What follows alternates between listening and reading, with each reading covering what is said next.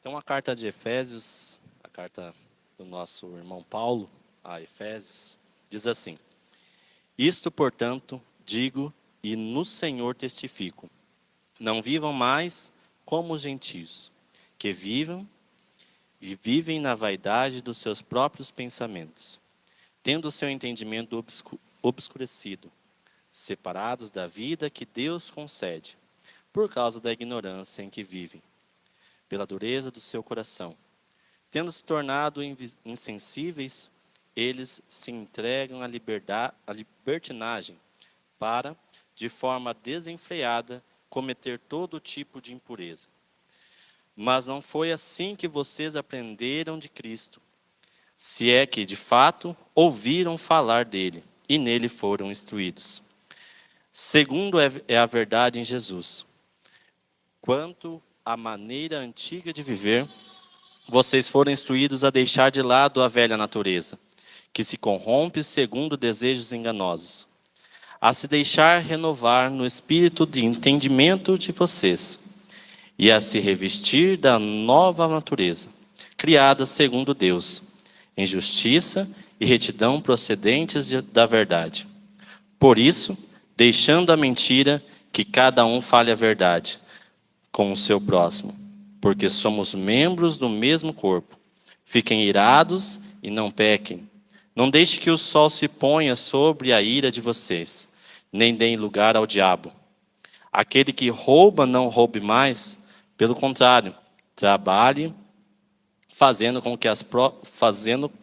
com as próprias mãos o que é bom, para que tenha o que repartir com o necessitado. Não saia da boca de vocês nenhuma palavra suja, mas unicamente a que for boa para edificação, conforme a necessidade, e assim transmita a graça aos que ouvem. E não entristeçam o Espírito Santo de Deus, no qual vocês foram selados para o dia da redenção. Que não haja no meio de vocês qualquer amargura, indignação, ira, gritaria e blasfêmia, bem como qualquer maldade. Pelo contrário, sejam bondosos e compassivos uns para com os outros, perdoando uns aos outros, como também Deus, em Cristo, perdoou vocês. Amém? Então, quero iniciar essa palavra fazendo 3 perguntas para vocês. Quem aqui é convertido? Levante a mão. Quem é convertido?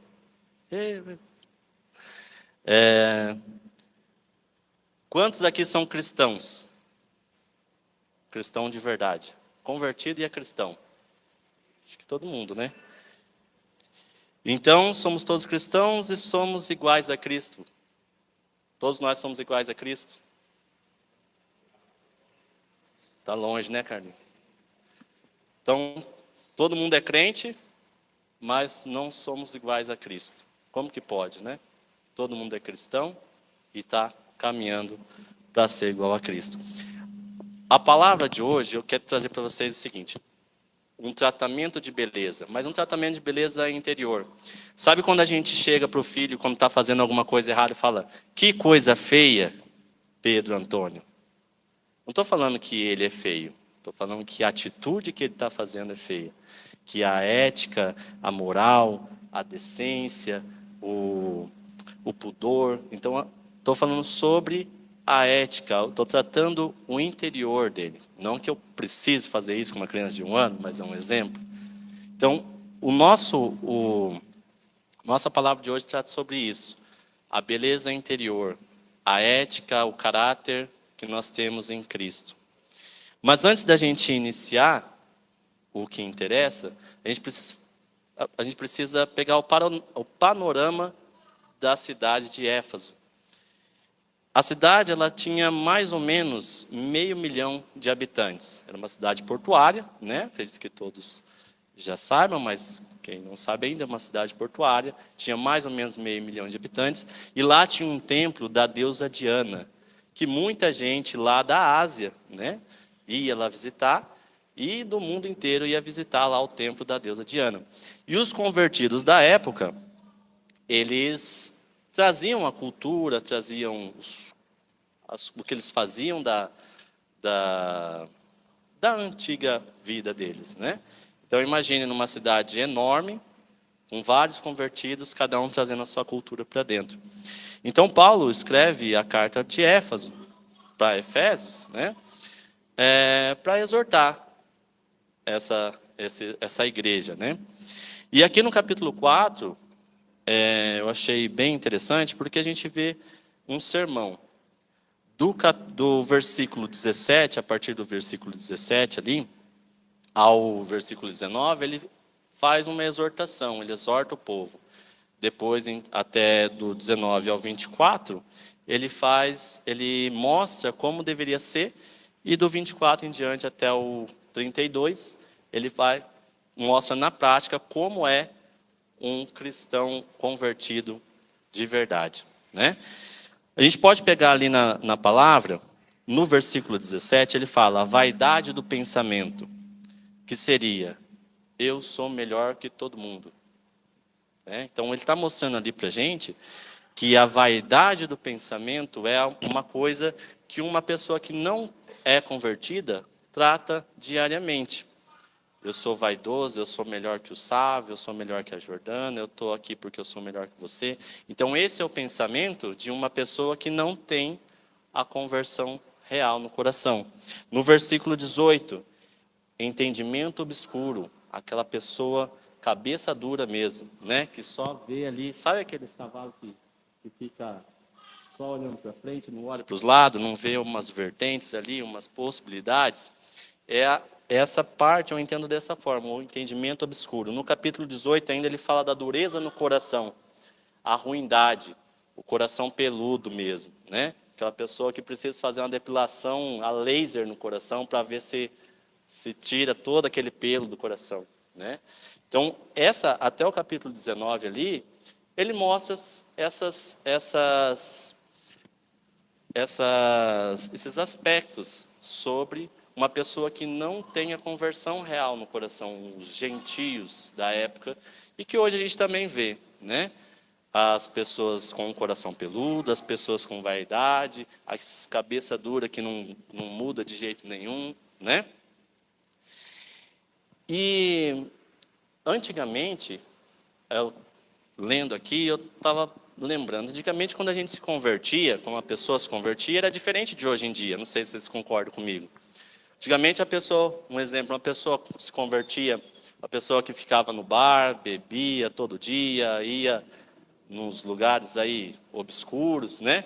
Se converte, começa a ir na igreja. Que acontecia com ele? Ele começava a mudar a roupa, né? Se vestia diferente, colocava uma camisa nos trinques, né? Não ia para o bar mais aos domingos, ia para a igreja.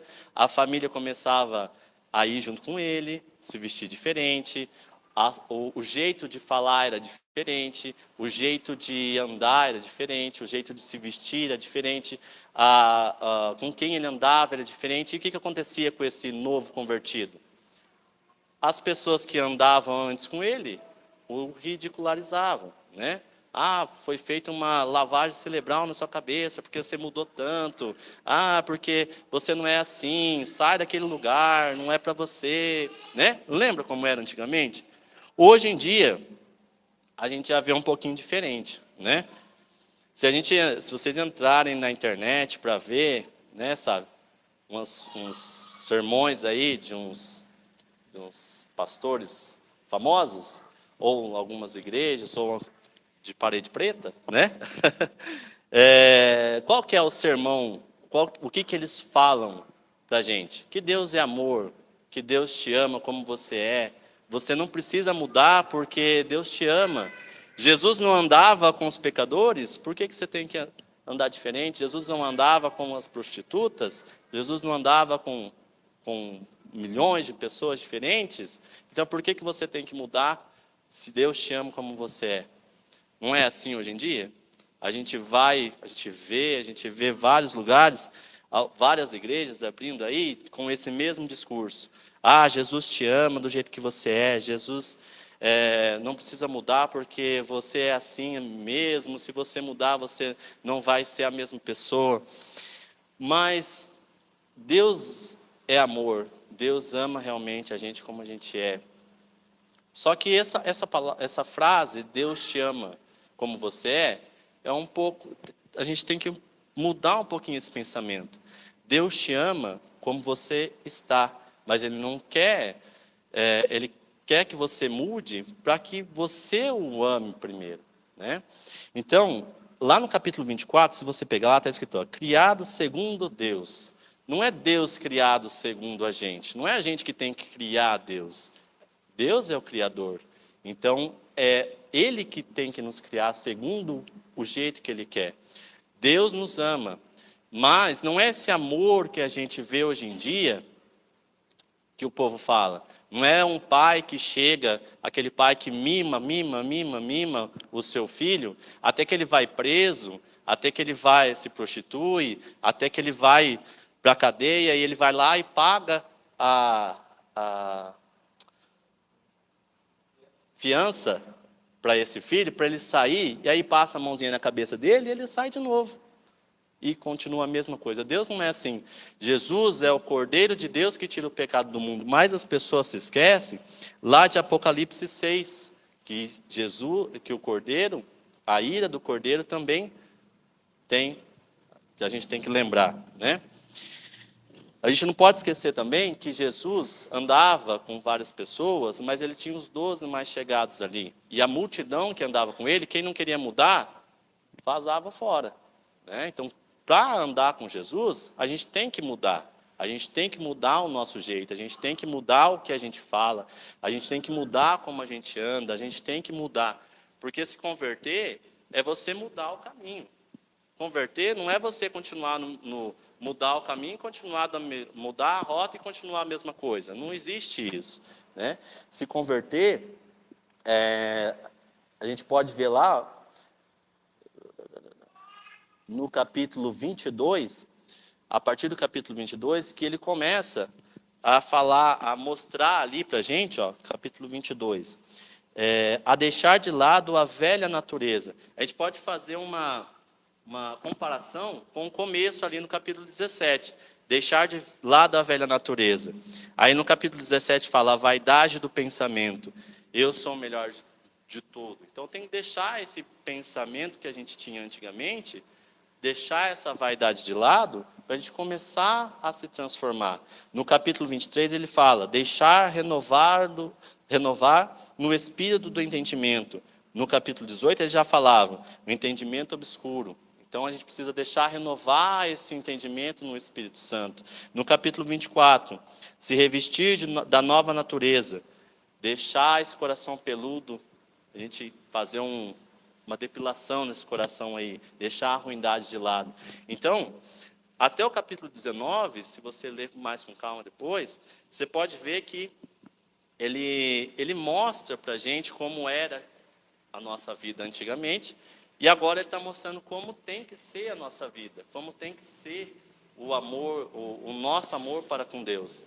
E a partir do capítulo 24, antes do capítulo 24, eu tenho só uma frase aqui que eu achei muito legal de Martim Lutero, que diz assim, ó, pensei que o velho homem tinha morrido nas águas do batismo, mas descobri que o infeliz sabia nadar.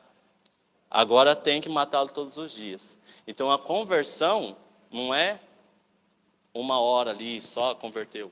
É diariamente. Todo dia a gente tem que matar esse velho homem. Todo dia a gente tem que levantar de manhã, fazer a oração e continuar a ler a palavra, se alimentar.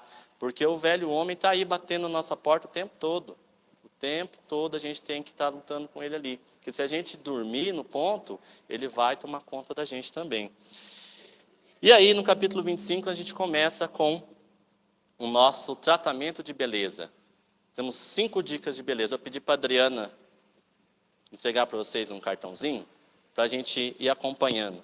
As 5 dicas de beleza que a gente tem aqui nesse sermão de Paulo. E nessas 5 dicas de beleza, começa ali no versículo 25. Por isso, deixando a mentira, que cada um fale a verdade. Então, a primeira dica é falar a verdade. Hoje em dia, se você entra na internet, o que você vê mais? Fake news, né? Que está em alta hoje, né? é fake news, as pessoas discutindo, discursos mentirosos, né? Que você não sabe nem se é verdade, você está ali compartilhando. Falou isso aqui, estou compartilhando. Então, falar a verdade, falar o que você realmente pensa, não é muitas vezes a verdade do seu coração, né? Que a gente vai ver um pouquinho mais para frente. A segunda dica está lá no capítulo 26, que é irar e não pecar. Irar e não pecar. Muitas vezes alguém faz alguma coisa para você, alguém faz alguma coisa que você acha que é para você, você já fica irado, já quer torcer o pescoço da pessoa. E muitas vezes a pessoa não sabe nem o que está acontecendo. O seu coração está ali amargurado, o seu coração está ali entristecido, está raivoso. Mas aquela pessoa que você está com raiva dela, com ira dela, ela não está nem sabendo o que está acontecendo. Então, muitas vezes você vai dormir, passa anos, e você e a outra pessoa não está nem sabendo o que está acontecendo, e você está ali, matutando aquilo ali, né? No capítulo 26, se a gente for ver lá, fiquem irados e não pequem. E o mais importante, não deixem que o sol se ponha sobre a ira de vocês. Não vai dormir sem perdoar alguém. Não vai dormir sem tirar a história limpo. Irar e não pecar. A terceira dica, que é a mais legal, o que é aí? Catiele sabe. Não dar lugar ao diabo. O pastor chegou agora, eu vou contar uma historinha, que ele gosta de história. Não dar lugar ao diabo. Pastor, viu que até levantou a voz. Tinha um cavalo que vivia amarrado. O pastor gosta de história. Tinha um cavalo que vivia amarrado, porque ele estava sendo adestrado ainda, sabe? Então, como ele estava sendo adestrado, não podia soltar, porque o cavalo era muito raivoso. O que o diabo fez, infeliz? Foi lá e soltou o cavalo. Primeira coisa que o cavalo fez foi sair na voadora, né? Saiu correndo. Pulou a cerca do vizinho, do sítio vizinho. Tinha um pequenininho brincando de carrinho. Foi lá e deu um coice na cabeça do menino. Matou o menininho. Na hora. O pai do menino, o vizinho, veio. O cavalo já tinha ido embora, viu? Veio. Pegou a espingarda dele, pulou a cerca e matou o cavalo. O dono do cavalo também ficou com raiva. Foi lá, pegou a espingarda dele e matou o vizinho. Aí, a família do vizinho também ficou com raiva. O que ele fez? Foi lá e matou toda a família do dono do cavalo. Tinha um pessoal que era amigo do dono do cavalo, ficaram com raiva e foram lá e queimaram toda a casa do vizinho. Morreu todo mundo. Chegando lá no inferno, porque foi todo mundo para o inferno, né? Um matou o outro. Chegaram e falaram: seu diabo, por que o senhor fez isso com a gente? O diabo respondeu: eu só soltei o cavalo.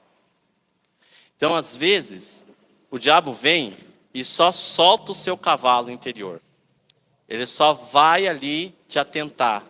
E o resto fica por nossa conta. Às vezes, o diabo vem só falando na sua cabeça, você escuta ele, e o resto é você quem faz. Então, não dê trela para o diabo. Não dê lugar para o diabo. Quando você escutar uma voz serena na sua cabeça e achar que é Deus, só que se você percebe que é uma coisa ruim, então não é Deus, é o diabo. Não dê trela para o diabo. Senão ele vai soltar o seu cavalo, e aí, meu filho, já era. Aí é difícil segurar esse cavalo raivoso aí. Tá? Então a terceira dica de beleza é não dar lado para o diabo. A quarta dica é não roube mais. Não roubar. Mas não roubar o dinheiro. Roubar dinheiro é pecado, né? Você roubar. Mas o que eu acho que atinge mais a gente é roubar oportunidade das pessoas, roubar sonho, roubar o futuro das pessoas, roubar a liberdade das pessoas. Não roubar o sonho, não roubar a liberdade, não roubar o futuro. Já ouviu falar, aqui se faz, aqui se paga? Muitas vezes acontece muito no serviço da gente, no emprego, né? Quando a gente trabalha com muita gente, a pessoa vem querendo te derrubar ali. E muitas vezes consegue. Mas isso não vai para frente, né? Então, se você quer crescer de alguma forma, derrubando as pessoas, aí é pior. Aqui se faz, aqui se paga. Não roube o futuro de outra pessoa. Muitas vezes a pessoa vem e fala: Lucimara, eu tenho um sonho de ser um pastor. Aí ele vem e fala: você é muito velho para ser pastor. E aí ele tenta roubar o seu sonho. Não é verdade? E esse sonho, às vezes, vem outro pastor e te coloca no lugar de novo. Um exemplo que eu estou dando aqui. Mas a gente vive isso o tempo todo. A gente pode passar por isso. Um sonho que é quebrado ali, que é cortado ali na raiz.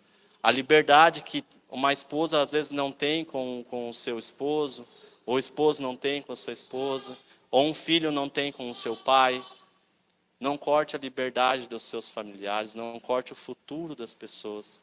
Às vezes a pessoa quer simplesmente uma palavra de amor, né? Uma palavra de consolo, e aí você corta essa liberdade dela falar com você. A quinta dica da beleza é falar com cuidado. Falar com cuidado. O que sai da boca vem do coração e não volta mais. O que sai da boca não volta mais e está no seu coração. Falar com cuidado, às vezes, é o que eu acabei de falar. É a pessoa vir até você e falar: Sávio, estou precisando de ajuda. Aí o Sávio vai lá e me manda uma mensagem. E aquela mensagem me motiva de novo. Ou então você está na escola dominical, né, Sávio? Você está ali batalhando, aí chega os nossos alunos e falam: nossa, a aula foi demais hoje. A gente gosta muito dessa motivação, acende o fogo de novo no nosso coração. Então, uma palavra de amor, uma palavra de consolo, às vezes pode melhorar a vida da pessoa, mas também às vezes pode matar a pessoa. Uma palavra mata. Se você chegar a falar o que está no seu coração, às vezes você não gosta daquela pessoa, ou às vezes você não sabe o que está passando com aquela pessoa, você vem e fala alguma coisa para ela, você pode matar ela, ou você pode edificar a vida dela. Falar em edificar, o crente falar palavrão também não cola, né? Crente falando palavrão, acho que ninguém fala palavrão aqui, né? Né, Jordano? Acho que ninguém fala. Porque o que sai da boca, nós somos o corpo de Cristo. Então nós temos que mostrar para esse povo a beleza de Cristo que tem no nosso interior. Aí você mostra para o povo a beleza de Cristo no seu interior, aqui dentro da igreja. Na segunda-feira você está brigando na esquina ali, xingando um monte o outro. Então, tomar cuidado com o que você fala.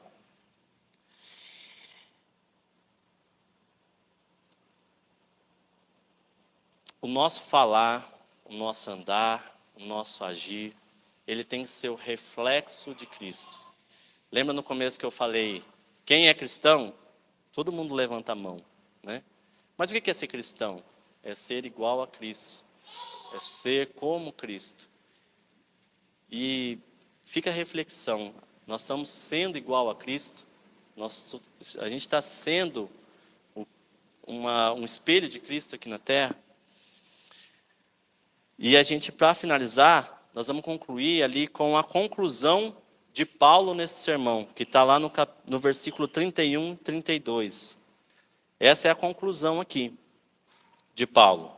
Que não haja no meio de vocês qualquer amargura, indignação, ira, gritaria, blasfêmia, bem como qualquer maldade.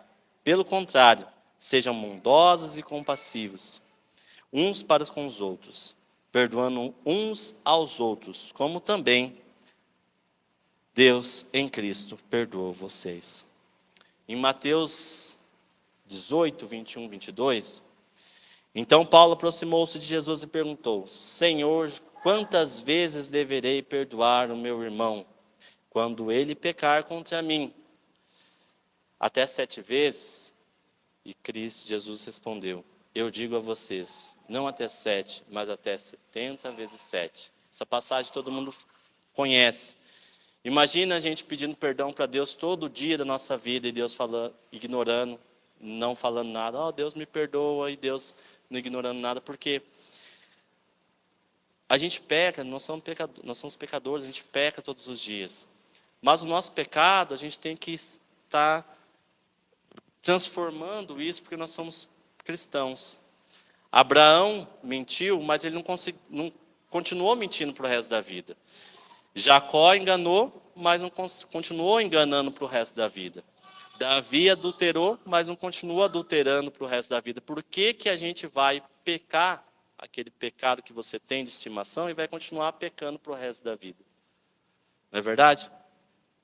Por que que a gente vai continuar nessa mesmice? Então, as nossas 5 dicas de beleza são: falar a verdade. Segunda dica: ficar irados e não pecar. Terceira dica: não dar lugar ao diabo. Quarta dica: não roubar mais. Quinta dica.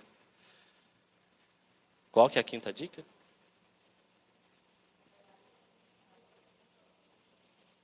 Falar com cuidado. Amém? Vamos orar então? Para que a gente continue com essas... Eu queria chamar o Ministério de Louvor, para a gente não chegar amanhã e esquecer dessas dicas de beleza, porque nós somos o corpo de Cristo. Se você pegar do capítulo 4, no início do capítulo 4, ele vai mostrar para a gente que nós somos o corpo de Cristo. Ele vai falar do corpo de Cristo. Jesus é a cabeça. Então, como que nós somos o corpo de Cristo sem transformar, sem estar realmente com essas belezas do corpo de Cristo agindo na gente todos os dias? Queria chamar o pastor para orar aqui para a gente, enquanto eles